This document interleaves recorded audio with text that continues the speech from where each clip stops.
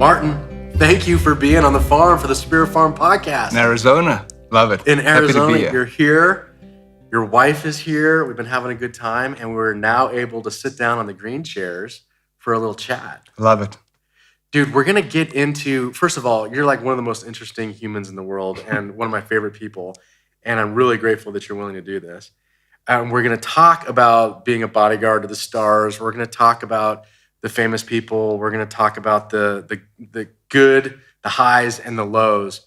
But first, will you tell me about and tell us about poaching? You have a passion around what's going on in Africa and the poachers and the rhinos. Yeah. And just riff on that for a minute.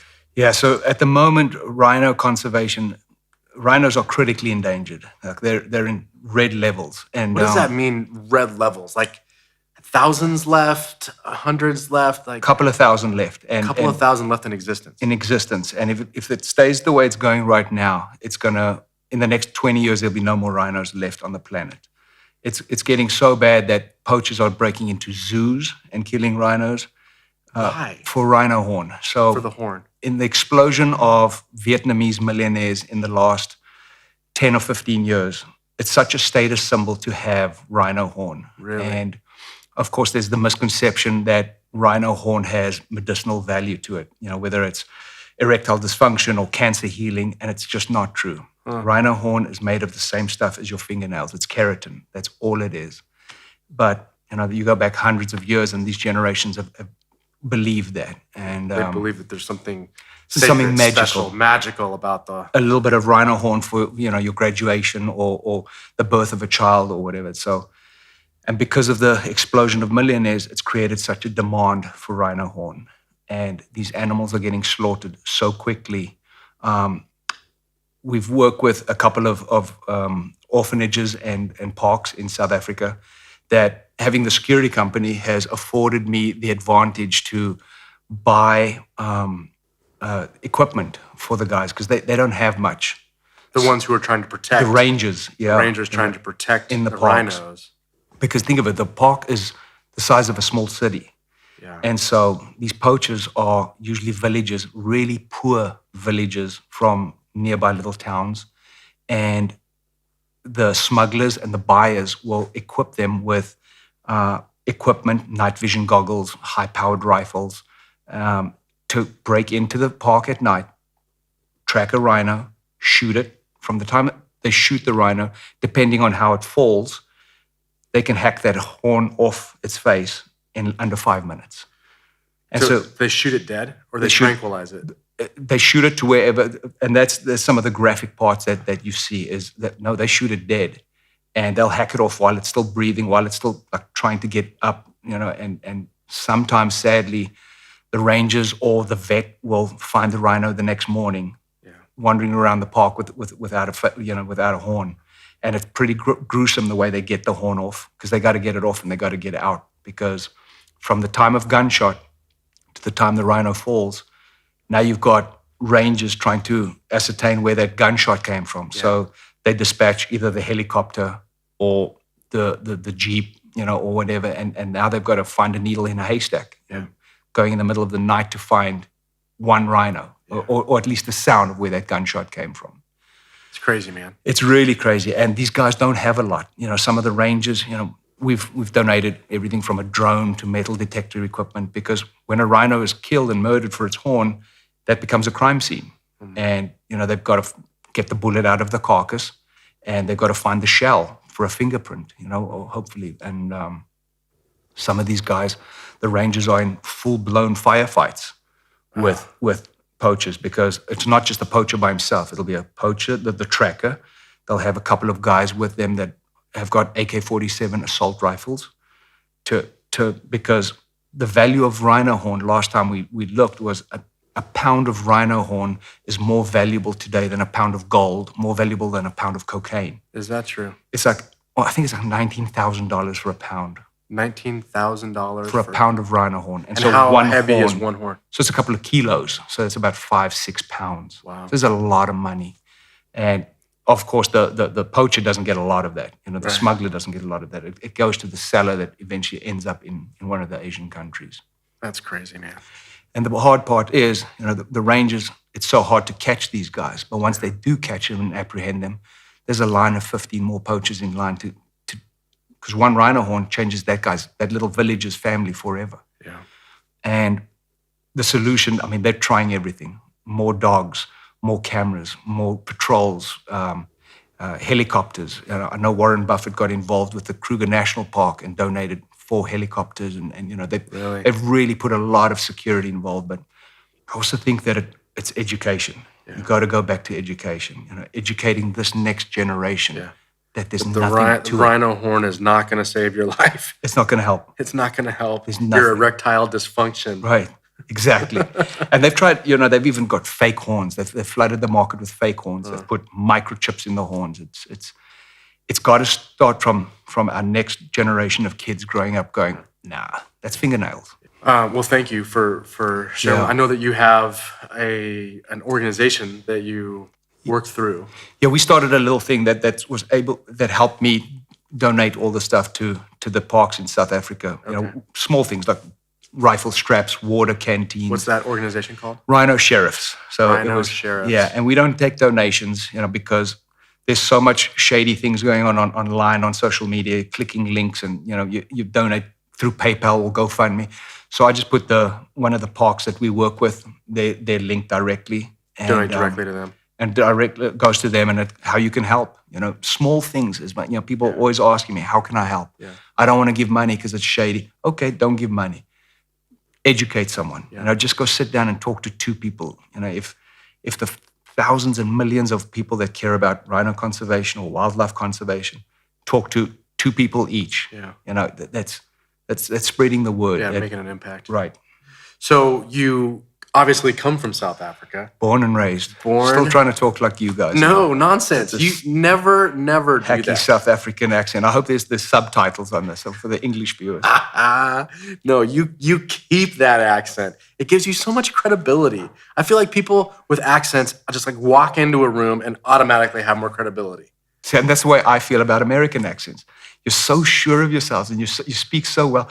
My mom used to say, children should be seen and not heard. We're in a grocery store and she'd go, shut up, don't embarrass me, shut up. When you're a little kid, I want this. In the States, when I first came here, you see a little kid in the candy aisle and the mom was like, no, honey, we can't have that. And you know why? Why? Because remember I told you to do your chores? Okay. And there's a whole dialogue. It's like a dialogue about it. And it's confident and it's beautiful and it's South African. Shut up, don't embarrass me. And so you associate that with your we voice. withdraw. Keep the accent. Keep the accent. Don't let it go. Now, how did growing up in South Africa shape the man you are today? So I want to get that journey of how you got here and everything. But when you think about that's as an example of your mom in the grocery store. But how did it shape the man that you are today? So yeah, my mom had a tough time with us. My dad committed suicide when I was 6. And, when you're 6. Yeah, and my brother was younger. He was 4. You were the oldest? I was the oldest of 2 younger boys. And that left my mom with, raising 2 boys we came a really blue-collar suburb of Johannesburg, Mayfair. And you were the man of the house at 6. Not really. I decided to go the other route, fighting and getting up to no good. And my brother stayed on the education path. He did. I went and got a tattoo and a pierced ear and, pulled over by police with a 16-year-old learner's license that had expired and every wrong decision I could have made as a kid, I did. And eventually got kicked out of high school. You did? Yeah, I didn't finish. For fighting or for drugs or? No, it was just being the class clown and doing ridiculous things and constantly disrupting things. One too many disruptions. And they kept a file. You had a file. And they called my mom in and they're like, this is what we have on Martin. It's time to leave. And she said to me, she said, I'm embarrassed. I can't control you. You're going to the military. You're going to the army. I'm like, no, I'm not. And back then, cell phones. It was still the landline at home. Right. With the big cord attached to the phone. And we got the call on a Sunday night, and it's the military police. And then, you're coming with us. Mr. Kirsten, tomorrow morning, be at the bus station. I'm like, what if I don't? And they'd be like, don't let us come find you. And so I did. I showed up. And did you sleep that night?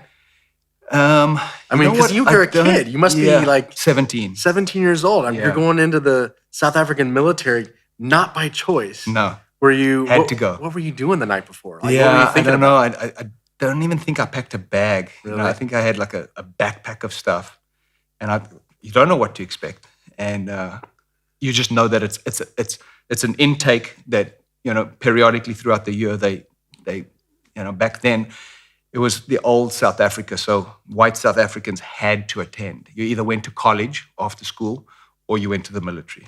Just real fast. Yeah. Difference between old South Africa and new South Africa. Was when Nelson Mandela was released from prison and it became a one-man, one-vote system. You know, back in the old South Africa, there was apartheid where it was strange growing up that, you know, I couldn't play with the maid's black kid or the little black kid from across the street because we were segregated. You know, black people lived over there and white people lived over here. Yeah. So, and then Mandela, who's one of my idols, was released from prison. And he's like, no, we're going to figure this out. We're going to bring it all together. Wow. And he did. He did an amazing job. And you were there at that time. Yeah, I was.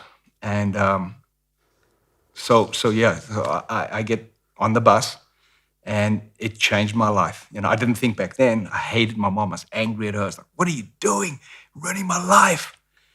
But that's a South Africa, a 17-year-old mentality, right? Sure. And so looking back, I think kids that grow up without a dad, it's so vital to have structure, discipline, learning teamwork. And that's what the military provided, you know, the hard way. Yeah. You know, and they break you, they rebuild you. Give us a couple of glimpses of that, the process of being broken and rebuilt and how you came out. So it's discipline mainly. They start you and you're in groups, little squadrons, and you have to make your bed in the morning, and not just make your bed. You have to iron your bed. You have to iron with a hot iron, and to where it looks like a folded wooden cardboard box, you know. And you'd use polish on your shoes to where the drill sergeant could see his face, the reflection in his boots. Did he come by and check? Oh, every time. Every time. Yeah, and then he'd wipe it, and this is not clean.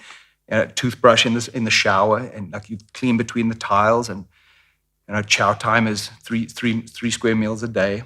And if you were the guy that cost, like sometimes I'd get tired and I'd be like, "Oh man, this is what a joke." And I'd lean to the side, and there'd be a drill sergeant behind me. "Okay, platoon, you guys can thank Kirsten. You're not having dinner tonight." Oof. And so now there's 40 guys that go, "Right, no dinner for us, thanks. Thanks a lot." And it's called a blanket parade. So as soon as you go to sleep, they just cover you, run up to you, cover you with a blanket. Give you a little bit of, how's that? Don't do that again. Give you a little bit of how's that? And so you figure it out quick. And everybody toes the line, and that's how you learn as a unit. Yeah. Are you in touch with anyone from your unit? Not a lot, not anymore. It's sad. Everybody just goes their own way, and life starts to happen. Well, you're on a different continent now too. Yeah. What would be like a couple of differences between South African military and U.S. military? Are there differences per se? I don't know. I think the general basic training part is generally the same. It stays the same because there's the start, the build up. And then you go to graduation, and then everybody deploys to wherever you go. Okay. But looking back, it was really helpful and beneficial for the rest of the trajectory of my life. Yeah. And then you get out of the military. Did you ever do combat or just the? Yeah, we went to the border. You went to the border. Yeah, okay. And so that was the Angola border back then. But yeah, got out of the military, and then. What was your dream? Like, did you have an American dream of like coming to the U.S.? How did that happen that you got? So coming here, I wanted to be a personal trainer. I got my personal training certificate in South Africa and did a bit of training in London at the Reebok University. How did you get to London? Oh, we used to work there. London is famous for the jobs that no British guys want. South Africans do those jobs. Barback or rug auctions or forklift drivers on the docks, and we'll take it because the British pound is 15 times stronger than the South African currency. And I think today is closer to 20. So a lot of South Africans would go over to London, work for a year, come back with a bag of cash and buy a little house, or that's their start in life. Got it. So London, I tried, you did that. You were there. That's cool. But you wanted to go to the U.S. States, yeah. I always wanted to see what the red, white, and blue was about. Okay. Came over for a friend's wedding, and I just knew, when you're here, and I wanted to live here. This is where I want. This is where I want to live. What was it about the wedding that you were like, all my not the wedding things are confirmed? This is the place I want to be. It was everything worked.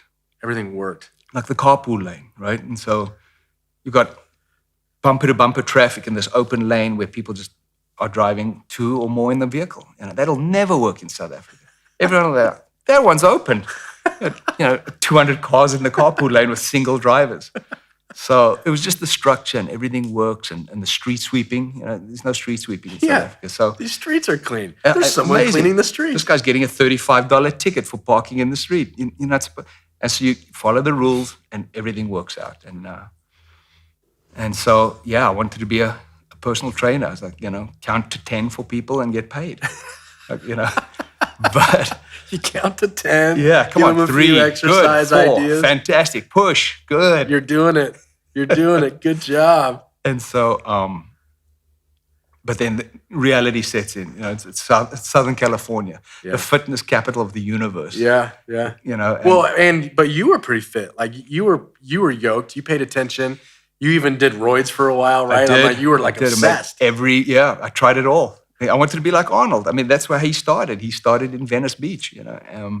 So did you go to Venice Beach? I did not. I was in Orange County. But you throw a rock, you hit a personal trainer. Right. And they're everywhere. And so it wasn't paying the bills. They go as low as $10, $12 an hour. Yeah. And it's a hard job. You start out and you've got a client at 5 a.m. So that means you're up at 4:15. You're getting dressed. You're putting on your gym gear for the morning to get to your 5 a.m. client. Not making much. And they call and go, oh, no show. No show. I'm not feeling good. You look, okay, my next client's not till noon. And so it takes its toll. Opened a little nutrition store as a side business with a good friend of mine. Huh. South African friend? No, an American friend. Okay. That you had met since you arrived? While we'd been here a couple of years. Okay. Yeah. But it was like a GNC, nutrition supplements. Yeah. But never worked either, because that was the time where Amazon and eBay and e-commerce had just started. All the e-commerce was starting to take off. So they were selling weight loss products or protein powders cheaper than I was buying them for. So we were right across from a huge gym, and we'd have guys come in, hey, what's a good protein to take? Oh, you should take this whey protein and blah, blah. And I go, oh, okay, cool. I'm going to go get some money and go home and, order it online 40% cheaper than I'm selling it. So they get your expertise. Oh, cool. My wallet's in the car. Exactly. Yeah. I'll be back. Wait, didn't you say that yesterday too? And so, oh man. So we eventually shut that down. And my workout partner at the time was a police officer. And he said, why don't you become a cop, dude? Huh. And then I only had my green card. And to become a police officer, you got to be a citizen, and or have filed your citizenship papers, your eligibility. And I think I was still 18 months, 2 years away from being eligible. And I went. He said, you know what? There's a few companies in Beverly Hills that do private security. Okay. And go do that for the 2 years, and then come back down and join the academy. So it's really, you went down that path because of your buddy's recommendation as a cop, and you weren't exposed to the private security thing. It was just this guy saying, hey, you'd be good at this. You're a military guy. You're fit. You're strong. You're good with people. Yeah, so it was both. It was inspiration and desperation. So, I'm a huge fan of law enforcement. I'm a blue line guy. Yeah. And so it was becoming a cop. I was like, wow, that'd be cool. Yeah. But then it was also the personal training thing wasn't working out. The nutrition store was shutting down. Right. And you got to pay rent. Right. And so I was like, I guess. And my military background got me in, my foot in the door. And I started right at the bottom, like graveyard shifts doing access control, opening and closing doors and signing for packages and locking fences. And then that transitioned to, more of the red carpet stuff. And then eventually with clients, VIP, traveling with them. And so what was it like as that is beginning to unfold? You show up, you're like, hey, you're a security company, hire me, and he throws you just on the bottom rung. Yeah. And then all of a sudden they saw something in you, obviously, right? Right. What was it? That you're good with people, you took a natural awareness of the surroundings. What made you stand out among average security guards? Yeah, I think job security is defined through your work ethic, right? If you show up on time or early, and that was the military mindset. If you're not 5 minutes early, you're late. Yeah. Or 10 minutes early. But you show up, you do your best. You give 110% while you're at work, and then go home, decompress, do your own thing. But while you're there, give it your all. And that was always my mindset: is come in, work as hard as you can, leave it so that whoever's your relief finds the place as good as you've left it, or if not better. So that's the military background coming in. You're work hard, ironing those sheets. 110%. Yeah.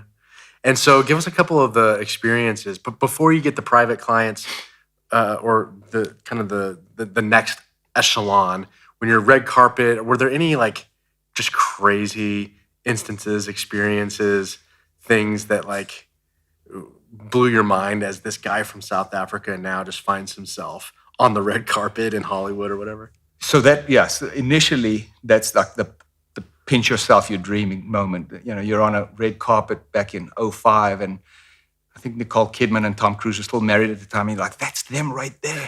I watched Top Gun. That's the guy. That's Tom Cruise. That's Maverick. That's Maverick. And seeing celebrities like for the first time, and it's overwhelming. I'm from Mayfair, blue collar little town in suburb in Joburg. So it was, but it passes because you start working and you start getting good at what you do, and you get requested to start traveling, and then when working with VIPs, I was gone 300 out of the 365 days a year on the road. Really? And so that's hotels and living out of a suitcase and private jets, and you're exhausted, but I truly loved what I do, and I think that's also the key is you got to enjoy it. If you don't enjoy it, do something else. Yeah.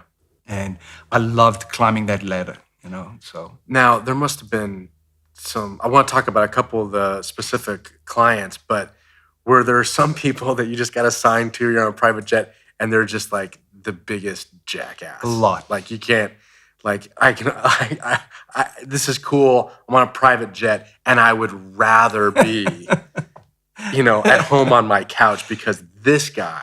Yeah. And obviously I can't get into specifics. My world is confidentiality. So I wish I could. I can't really share stuff like that. Give us a percentage. What percentage? No, 5%. Oh, really? Yeah. Just 5? Yeah.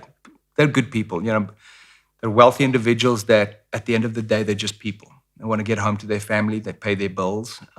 They're just under public scrutiny all the time. So we become the protective bubble around them, that they don't have to be harassed by people all the time. And real fans, for the most part, real fans understand that.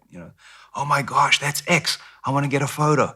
And, I'd say, listen, this is the buffer. You're the forearm shiver, the ultimate bay. And I would respectfully say, listen, I promised him or her privacy today. It's his only day off, Okay, I get it. But even that's changed so much with, cell phones and camera phones and, selfies with the celebrity in the background, pretending you're taking a photo of yourself. And it's made life a lot harder for anyone to have privacy, you, me, or VIP. Right. So you were guarding and in relationship with and rubbing shoulders with like really high profile people, and some of them intimately. And at one point, you even started dating Heidi Klum. I did. How did that happen? Yeah, in the Executive Protection Handbook, there's the first rule in capital letters: do not get romantically involved with your VIP. Boom, check. I did that. Broke the rule. You broke the number one rule. Yeah. So you're like the elite, you're the guard of guards, and then you fall victim to. I did. And no one blames you, by the way. I mean, I get that. Yeah. How that would happen. But what was it like? Like you're part of the family, and then you're dating. Yeah, that was that was really tricky, but romance in the workplace just doesn't work. Whether it's executive protection, whether it's regular office and accounting department, it just does not work. And she's an amazing person. I've got nothing but good things to say about her and her fantastic family. But yeah, you live, you learn, and then you move on. And yeah. So moving on from that experience, you kind of started your own security company. Yeah, I already had it. And so you already had it. Yeah, we'd started, and we were doing really small clients at the time, and just small piece jobs around LA. And then I started growing it because I saw the need for more work. And so I would call executive protectors that I've worked with in the past, and hey, do you want some extra work, or do you know anyone? And me and one becomes two, and then becomes four, and then becomes six, and it just slowly continues to grow. And now we're bigger than 10, less than 20, but I've got some fantastic guys. I've got a really good group of quality protectors that some former law enforcement, some former veterans that are really a solid. These are the guys you want protecting your family. So you've built your own business. I mean, your story is incredible. So you come over, you're doing some personal training, you get into guarding just out of desperation. Right. You rise to the top, and you're one of the most sought after guards. You end up dating Heidi Klum, and then you kind of that ends, and you start your own thing, or you're running your own company, and you get married, and you marry an amazing American who I adore, and you guys are just the coolest couple. How did that come in? Yeah, that was my life changer, and just some context on that. I was raised Catholic in South Africa. Okay. And as a young Catholic boy, I'm sure you've been to a Catholic church. They're beautiful, right? They've got these stained glass windows and statues and wooden benches, but it just didn't make a lot of sense to me. I had a lot of questions. We'd do something wrong, and you'd go to confession, and you tell the priest what you've done wrong, and the father, this is what I've done wrong, and he'd listen and go, okay, 3 Hail Marys and 2 Our Fathers, and you're good to go. Really? Yeah. Wow. Okay. And try not to do it again. And I'll see you next week. I'll see you next week. Were you just winging that? Did you just make that up? Yeah. Can I really just? And so that was really bizarre to me. And let me say that I'm sure that there's people watching and listening to this that need the Catholicism way in the Catholic faith, and I'm sure that's great. But from an individual standpoint, you have to find what works for you. And it didn't help when all those priests were exposed, and the news came out with all the dozens of them or hundreds of them with the little boys. And I said to my mother, "See, that's why I'm out." See, Mom. And I found meditation. I found Transcendental Meditation, and it helped me a lot. Just sitting quietly twice a day for 20 minutes. And how did you find that? Up in LA? Up in LA, yeah. I'd done a Tony Robbins seminar, and I'd done a couple of self-help workshops, because you're always looking. You're trying to better yourself and find meaning. What is this all about? And, Well, and just for people that might not be aware, Transcendental Meditation has to do 20 minutes. I think 20 minutes. I've heard that as a number, and then there's like a chant, almost like a noise you make. It's a word. So word. So the guru gives you a word. Everyone's word is different. And you meditate on that word, because if you just sit you sit in your chair like this quietly for 20 minutes. And if you just close your eyes and start meditating, what am I doing at 4:00? What's for lunch today? Yeah. What am I working out? And, what's the client? And so that word just keeps you centered on that word, and see that word. And that helped me tremendously. How did it help you? Organization, shelving your thoughts on where they should go, and cleaning up the chaos and just resetting, coming back to center. Yeah. And helping your mind not just be all over the place, and traveling on the road a lot with clients. You're out of a suitcase and you're going, and it's where's the driver right now? Where are we going for lunch? Have you connected with this guy? Are we getting in through the back entrance? Are we? So it's when constant. you're on, you're on. I mean, it's the highest. It's maybe one of the highest forms of pressure, right? Because absolutely you're protecting. And it's worst case scenario. What's this guy gonna do? What's behind that door? Is this guy moving? It's constantly, if this guy does this, I'm gonna do that. And you're waiting for it. There's a guy standing and he's putting his hand in his pocket while he's looking at your client, and you're like, uh-oh, here comes the pair of scissors. And so you're constantly waiting for something to go wrong.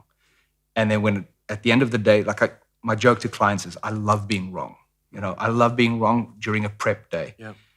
Because that means we're all going home safely to our families. If I'm right, we're doing an emergency evacuation with my hand on my weapon through that window. Yeah.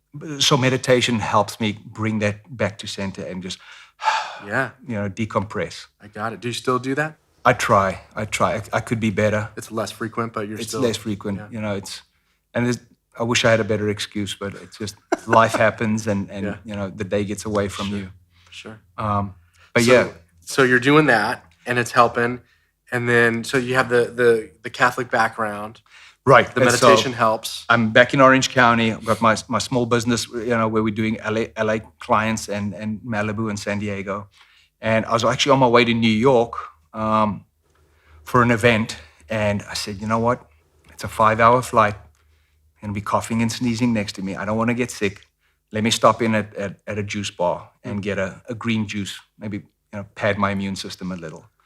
And sure enough, my wife-to-be, Robin, is in front of me in the line. Getting some juice. In the juice. And so I said, you know what? I'm going to go for it. I'm going to ask her for a number. And she's going to say no. Okay, I'm flying to New York. I'll deal with it. I'll deal with another no somewhere else, I guess. And so, of course, I used the cheesiest of all lines possible at a juice bar. What is this line? I said, do you juice often? And she's like, yeah, that's why I'm here. And so... did she cold shoulder you? No, or did she... no. I think between the mumbling South African accent and the awkward stance, staring at her, she was intrigued a little bit. She was intrigued a little, and she gave me her number, and we set up a coffee date when I got back from New York, and we met for coffee, and that was our first date. It lasted 9 hours. Really? Yeah. We did not come up for air. It was amazing, and that cliche, when you know. Yeah. I knew. And, did you guys just go to the beach? No, we had a coffee shop, and they eventually closed. And you sat at a coffee shop for 9 hours? Until they closed. And then we went to a restaurant, tried to get something to eat, and then they closed. That's awesome. Yeah. So each Sunday, she would say, hey, you want to go to church? There's a church right nearby. And I'm like, oh, no. Oh, no. Oh, no. Here comes my Catholic. You're one of those. Yeah. I was like, oh, geez. And she said, I'll pick you up. There's one right here by your house. And I said, yeah, she's hot. It might be worth the stretch to go sit through this again. And so there are many a man has gone to church for a woman. Right. Yeah. Right. And you are not the first. I was going to be another statistic. And so we go, and I get there, and it's not what I thought. There's a guy in flip-flops and shorts. And we go inside, and there's a rock band with drums and guitars, and I was like, what's going on here? And then you were the speaker, and you came out, and you're the pastor, and you started talking, and I was like, boy, am I talking in my sleep?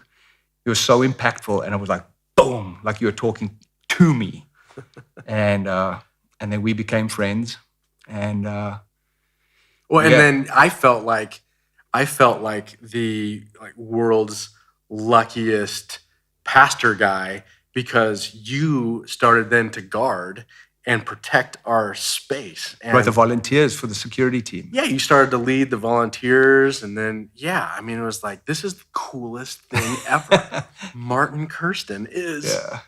It was, and it was good. There's a lot of good people that wanted to volunteer their time and help, and I just helped polish up. But then, you became part of my life. You were there for the best day of my life. My wedding. Yeah. I got to do the wedding for you and Robin up on a cliff. That was so rad. Then you're part of my worst night of my life, which I ironically was just a month later. A month later. Yeah. Can we talk about that?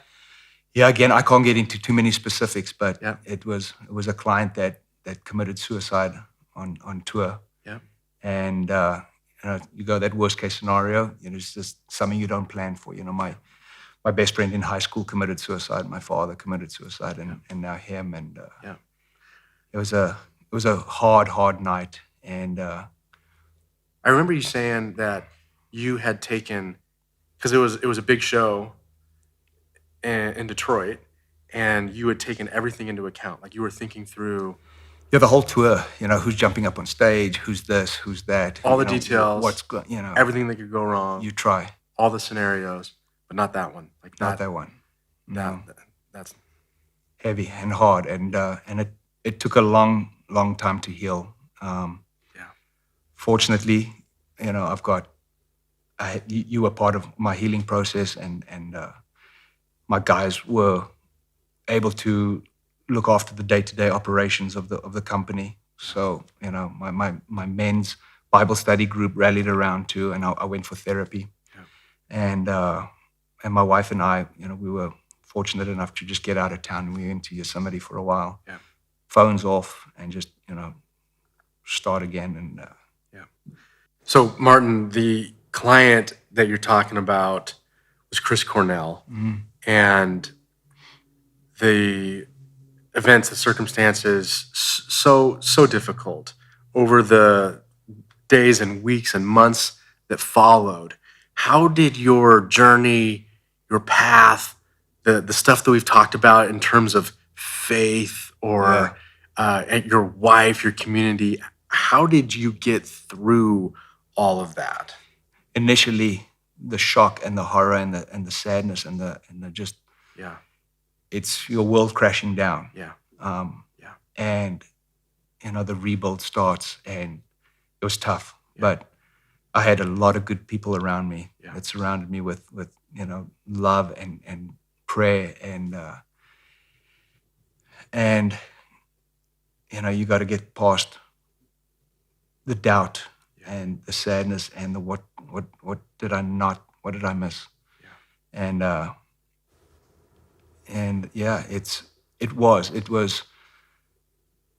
it felt like I'd been just encapsulated in a bubble, and I tried my best to keep my head up, shoulders back, and keep going, because as hard as it is, life, it does go on. And through my father's death, through my best friend's death, and through my client, it knocks you back, and it knocks you, hurts to the core. But one step at a time, one day at a time.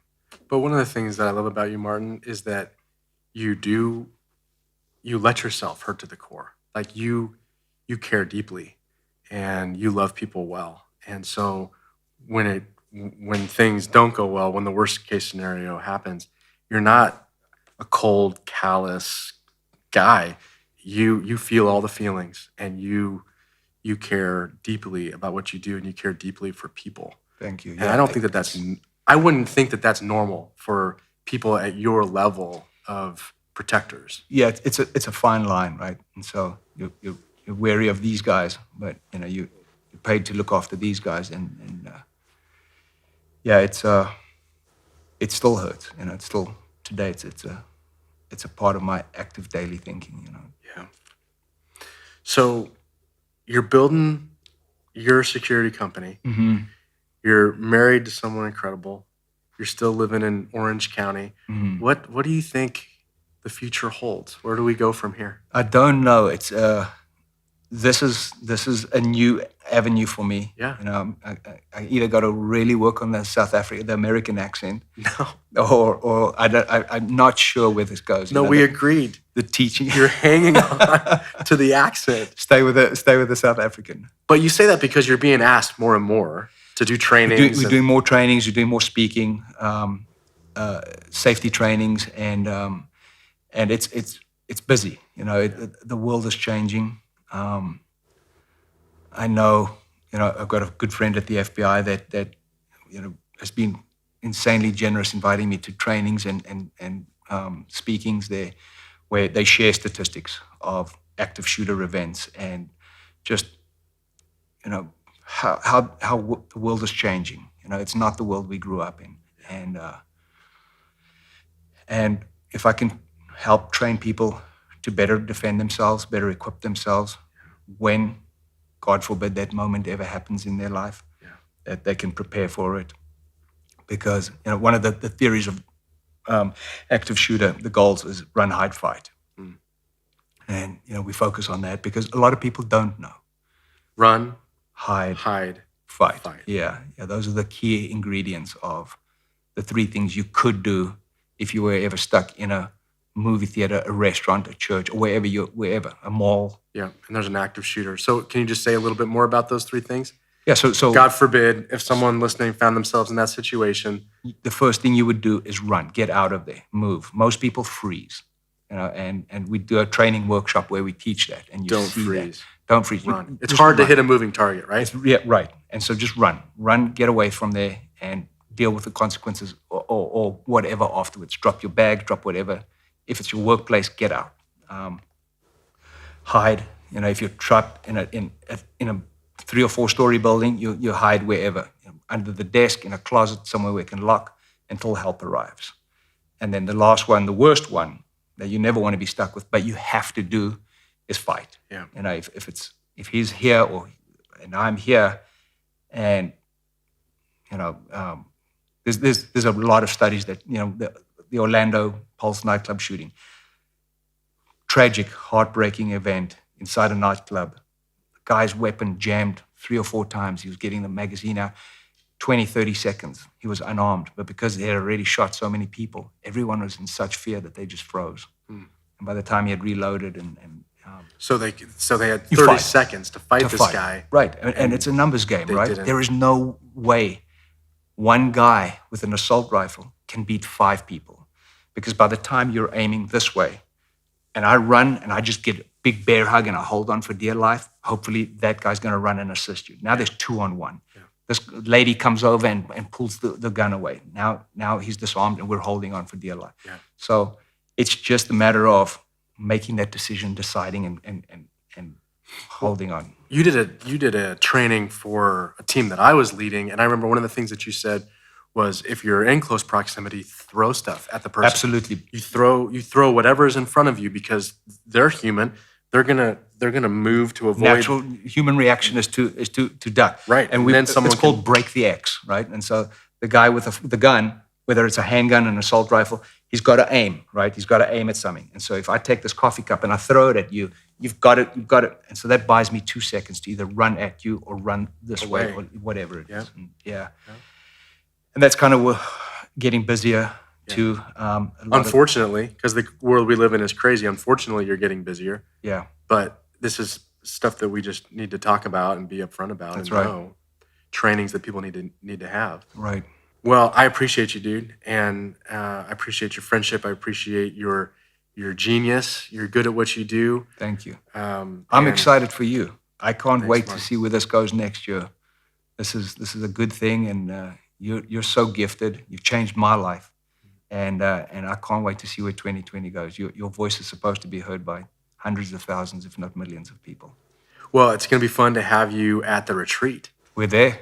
And just out of, not formally as the protector, but just your presence there. Try to turn it off. Yeah, try to turn it off. Just sit your with my back to presence. the door. No, we know that you're not going to sit with your back to the door, but your presence there will make everyone feel more comfortable. And I just appreciate you as my friend and as a dude doing good stuff in the Love you, world. brother.